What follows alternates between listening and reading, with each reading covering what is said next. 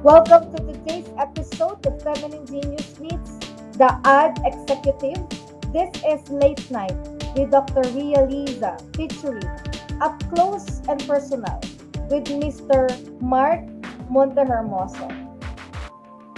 Mark is an experienced marketing professional with 11 years of experience across industries in brand and communication management, regional and local market experience in complete product lifecycle development, strategic brand road mapping, portfolio management, internal communications, digital marketing, and revenue management. Key strengths demonstrated in concept development, people, and organization building, and local market understanding with keen interest and experience in WOM and digital marketing. A passionate communicator and influencer with solid leadership roles in the multifunctional business teams with special affinity to projects that contribute to human development. Actually, recently, we've heard, of course, a publication or a feature about him on Manila Bulletin. That was November 8th. That's about Newark communications, creative ideas change the game in advertising campaigns. Now, in terms of education background, our guest is a gold standard level and had certificate in strategic medium of communication school of professional studies from New York University. Also, gold standard level certificate in social media school of professional studies also from New York University. And of course, very glad to say that he is an alumnus, a graduate of computer engineering of the National University, Manila. Notably, Mark had worked in the past and in the present as digital and social media strategist of known senatorial candidates. Okay, and of course, let us hear more about his personal journey. Let me give the floor. Let me introduce our guest, Mr. Mark Montehermoso. Everyone. So, Na-miss kita, Mark. Oo. medyo nag-jolly na yung mukha ko. Pero, thank you for this opportunity by the way. So, apologies for really a short time pushing for Yeah. this. Kasi medyo, you know that the political landscape in the Philippines is like a circus now. So, basically, medyo grabe yun when you're dealing with this kind of strategy in communication. So, mahirap. This time. This is the first time that I'm dealing with so this kind of Mark, basically everyone, um, I, I don't know where to start. No, my journey started 2010 when I was hired as an accounts manager of Adult Creatives. So basically, Adult Creatives is a digital agency wherein we are focused in terms of activating and republishing more than like government agencies, brands that you love. I and also yung first sabak ko sa politika was 2016. It was my first senatorial election and also party list and local elections. Then ano pa bang journey?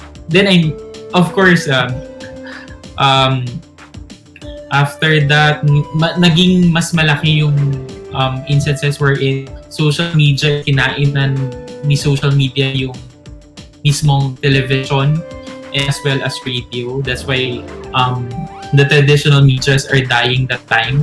So that's the time na ako din naman I tried to search for scholars online and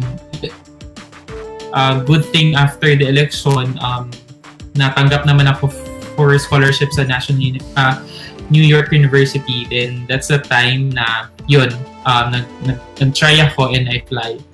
And okay naman siya. In 2019, just 2 years ago, I did handle also senatorial balls and also at almost yun, sunod-sunod lang din ng mga blessings sa buhay, ma'am. So, then ano pa bang journey ko? Of course, with all the blessings, there also, hindi lang, meron ding, what you call this, meron ding ano yun sa mga success sa buhay, meron ding siyang failures. Actually, I have lots of failures before I became successful. Siguro, this is meron din times na hindi effective yung mga campaigns na ginagawa ko. But I still grow as a person, and also masasabi ko lang, ma'am, is that if we activate campaigns kasi is that yung lagi naming data for campaigns, it's our Bible. When we choose a certain key message for a brand, we consolidate it through FGD or focus group discussions. Then we analyze the behavior of a person, of our group na gusto naming ibaguhin yung perspective towards the brand or towards a politiko. Then we change the certain. That's why naiinis kayo minsan na bakit pa ulit-ulit ko nakita si ganitong politiko sa TV or sa yung radio, kasi sinusundan namin kayo. An average person to change, para niya ma-change or ang behavior ng isang tao, kasi bago niya makapili siya ng isang brand na gagamitin niya panghabang buhay is more than 7 times. So ganun dapat pa ulit-ulit naming isalang sa minamind conditioning namin kayo when it comes to eto dapat yung piliin na brand or eto yung dapat yung piliin politiko for a certain purposes or whatever programs na gusto niyang i-implement. And of course, nahirapan din ako. There are lots of crises when it comes to handling government accounts. Especially when some of the government accounts, of course, yung galit ba ng tao when it comes to red tape. So, ayun siya. That's my really, yun yung pinaka siguro nagkaroon ako ng mostly experience when I handled government accounts.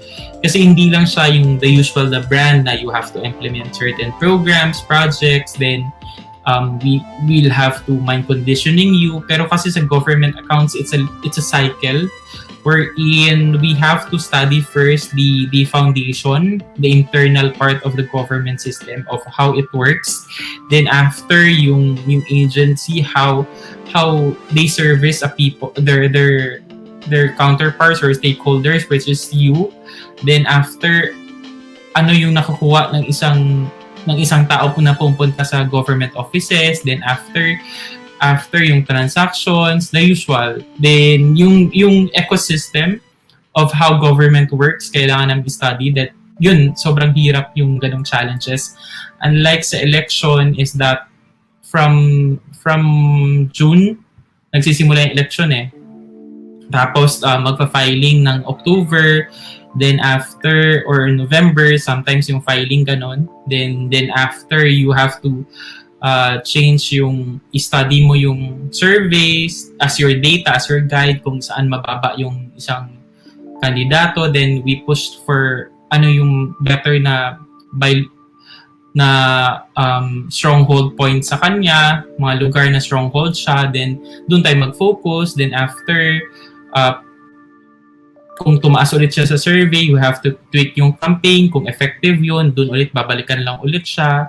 Then kung mababa siya sa ganitong specific na lugar, ano yung programs na dapat sa mga tao na gusto ng mga tao doon sa specific na lugar na mababa siya. Then ayun siya. So the rest is history. Then ayun, nananalo naman for almost ilan na ba? 3 elections na nananalo naman yung mga kandidato na hinahawakan ko for the longest time. So, ibig sabihin, ang dami pa natin kailangan malaman pala kung paano natin ma-maximize yung monetization ng YouTube. Yes. So, matatandaan mo, Ella, nag-offer ang Nawala kayo, ma'am. The Feminine Genius. Yan, Nawawala okay na. ako. Kanina, ma'am. Biglang nawala. So, Yan, okay na po. may offer si The Feminine Genius at si Department of Trade of Industry Laguna with the Feminine Genius na mag-train ng mga YouTubers how to maximize their earnings. And sabi nila, we can start with just 10 YouTubers. Naalala mo yun, Ella? Yeah, So, pwede yun, ma'am. ano sa tingin yung dalawa? I'm planning kasi to discuss that already with DTI on pupunta ako sa kanila on last week of November. Paano nyo nakikita na paano natin gagawin yung training na iyon? Ano ba teka ba, ang objective ba ng training doon is ituturo mo lang muna, bibigyan mo ng idea yung 10 persons or talagang hands-on para magkaroon na sila ng YouTube channel? What's the objective Hindi. talaga, specific? Ang DTI ang magkukuha ng trainer para ang 10 YouTubers, ibig sabihin meron na sila YouTube channel, ay tuturuan kung paano nila mamamaximize ang monetization ng kanilang channels. I see. So, yung trainer na yon, sino yon? Ikaw? DTI ang mag-identify. So, probably So, trainer na to is isang expert sa YouTube. expert. So, pwede tayong isa na doon sa ititrain nila. Tama ba ako? Yes.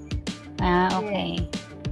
Mas maganda, ma'am, kung talagang yung ituturo naman nila ay hindi pa natin alam, yung ganon.